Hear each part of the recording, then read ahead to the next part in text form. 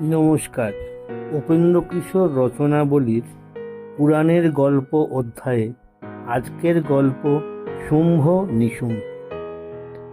শুম্ভ আর তাহার ভাই নিশুম্ভ এই দুটা অসুর দেবতাদিগকে বড়ই নাকাল করিয়াছে। তাহারা তাহাদিগকে স্বর্গ হইতে তাড়াইয়া দিয়া আর অস্ত্রশস্ত্র কাড়িয়া লইয়াই সন্তুষ্ট থাকে নাই, তাহাদের ব্যবসা পর্যন্ত নিজেরা করিতে আরম্ভ করিল। চন্দ্র, সূর্য, কুবের, পবন, অগ্নি কাহারই ব্যবসায় তাহাদের হাতে রাখিল না। বিপাকে পড়িয়া দেবতারা বলিলেন, আর কাহার কাছে যাইব? মহিষাসুরের হাত হইতে যে দেবী আমাদিগকে বাঁচাইয়াছিলেন সেই চণ্ডিকা দেবীকেই ডাকি।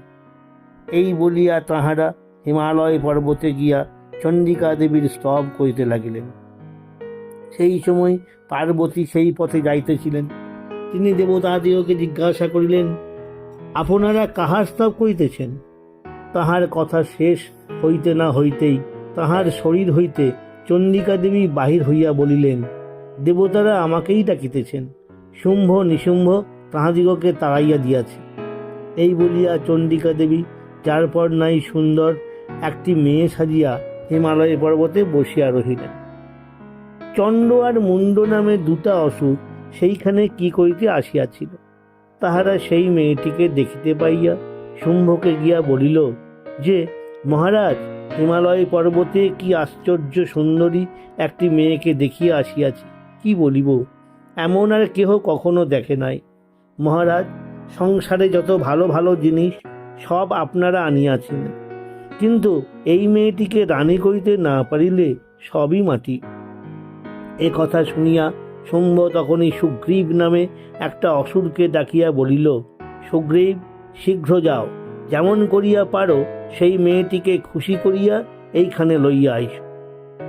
সুগ্রীব হিমালয়ে গিয়া দেবীকে বিশেষ করিয়া বুঝাইতে লাগিল, আমার প্রভু যে শুম্ভ আর নিশুম্ভ, তাহাদের মতন আর জগৎ সংসারে কেহই নাই। হে দেবী, ইহাদের একজনকে বিবাহ করিলে তোমার আর সুখের সীমা থাকিবে না। দেবী বলিলেন, আহা, তুমি বড় ভালো কথা বলিয়াছ। তোমার যে প্রভু, তাহাদের মতন আর কোথাও কেহ নাই, কিন্তু আমার ছেলে মানুষই খেয়াল হইয়াছে, আমাকে যুদ্ধে হারাইতে না পারিলে কেহ আমাকে বিবাহ করিতে পারিবে না। তোমার প্রভুকে গিয়া বলো, শীঘ্র আসিয়া আমাকে যুদ্ধে হারাইয়া বিবাহ করুন। এ কথা শুনিয়া শুম্ভ কি ভয়ানক চটিল বুঝিতে পারো। সে অমনি তাহার সেনাপতি ধূম্রলোচনকে বলিল, যাও তো ধূম্রলোচন, সেই ঠেটা মেয়েটাকে চুল ধরিয়া নিয়ে আয়। ধূম্রলোচন অনেক লোক লইয়া ভারী ঘটা করিয়া দেবীকে আনিতে গেল, কিন্তু সে তাহাকে ধরিয়া আনিবে কি? তিনি কেবল একটিবার করিয়া তাহার দিকে চাহিবা মাত্র পুড়িয়া ছাই। তাহার সঙ্গে আর যত অসুর আসিয়াছিল, দেবীর সিংহই তাহাদিগকে শেষ করিয়া দিল। তখন শুম্ভ আরও অনেক সৈন্য, রথ, হাতি, ঘোড়া সঙ্গে দিয়া সেই চণ্ড আর মুণ্ডকে পাঠাইল।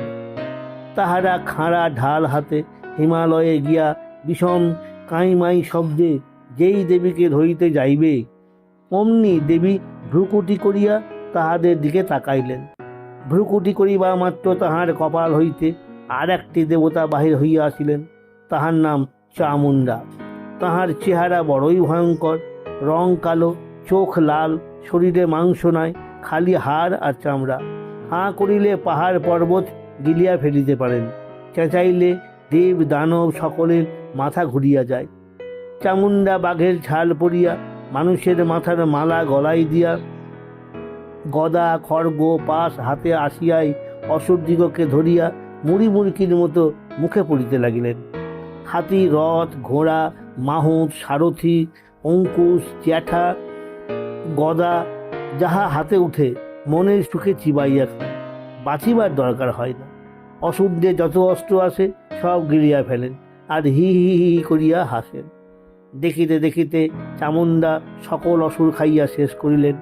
বাকি রহিল কেবল চণ্ড আর মুণ্ড। তাহাদের চুলে ধরিয়া মাথা কাটিতেও মুহূর্তে মাত্র লাগিল। ইহার পর শুম্ভ আর নিশুম্ভ নিজেই যুদ্ধ করিতে আসিল। তাহাদের সঙ্গে অতি ভয়ঙ্কর ভয়ঙ্কর অসুর যে কত আসিল, আর হাতি ঘোড়া রথ অস্ত্র যে কত রকম আসিল তাহার সীমা সংখ্যা নাই। আর যুদ্ধ যাহা করিল তাহার কথা কি বলিব। দেবীর সঙ্গে চামুণ্ডা আছেন, আর অন্য দেবতারাও নানা রকমে তাহাকে সাহায্য করিতেছেন, আর দেবীর সিংহ তো আছেই। সে সময়ে দেবী এমন বিকট হাসি হাসিতেছিলেন যে অনেক অসুর তাহাতেই মাথা ঘুরিয়া পড়িয়া যাইতেছিল। আর তখন চামুণ্ডার মতন দেবী নিজেও তাহাদিগকে ধরিয়া মুখে দিতেছিলেন। ইহার পর আর টিকিতে না পারিয়া অসুরেরা ছুটিয়া পড়াইতে লাগিল। অসুরদের মধ্যে একজন ছিল, তাহার নাম রক্তবীজ। সে বেটা বড়ই ভয়ঙ্কর। তাহার এক বিন্দু রক্ত মাটিতে পড়িলেই সেখান হইতে এক বিশাল অসুর দাঁত খিচাইয়া উঠিয়া দাঁড়ায়। সেই রক্তবীজকে লইয়া দেবী প্রথমে একটু মুশকিলে পড়িলেন। তাহাকে যত কাটেন ততই রক্ত পড়ে, আর ততই হাজার হাজার অসুর উঠিয়া দাঁড়ায়।